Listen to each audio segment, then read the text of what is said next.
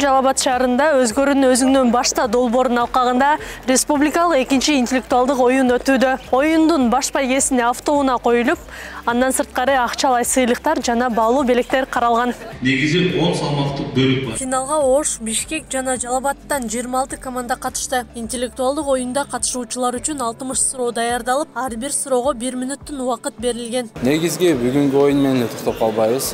Быйыл 2022 жылдын аягына чейин ар бир областка бирден машина коебуз, оюн өткөрөбүз. Бул бир. Экинчиден 6 айга 5 китептин негизинде бир квартира коебуз. Мындай масштабтуу билим таймаштарын өткөрүүнүн максаты жаштардын интеллектуалдык потенциалын жогорулатуу, ар тараптуу өнүгүүсүнө жана билим алуусуна шарт түзүү. Өзгөчө иш-чара болду. Өрнөктүү иш-чара деп айткым келет, анткени баягындай бир эреже серуруш, же бир көкбөрү сыяктуу мелдештерде, таймаштарда башкы байгеге машина коюлгандарын угуп жүрөбүз. Бирок интеллектуалдык оюндарга китеп окуу, же кругозорду кеңейтүү багытындагы жарыштарда мындай боло элек болчу да.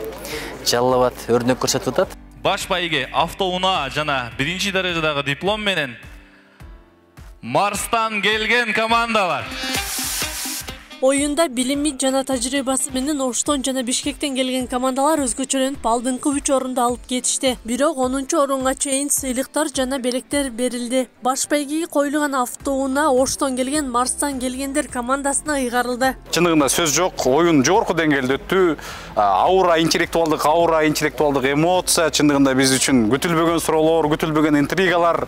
Айрыкча мына 3-турда биз 20 упай менен баштадык. Экинчи орунда Спартак командасы 19,5 упай менен баштады. Чындыгында ар бир табылган суроо бизге ушунчалык бир эмоция менен табылып жатты. Жалал-Абад интеллектуалдык клубу алдыда дагы ушундай интеллектуалдык оюндарды өткөрүүнү пландоодо. Өзгөрүүнү өзүңдөн башта долбоорунун алкагында буга чейин Жалал-Абадта китеп сынактары өткөрүлгөн.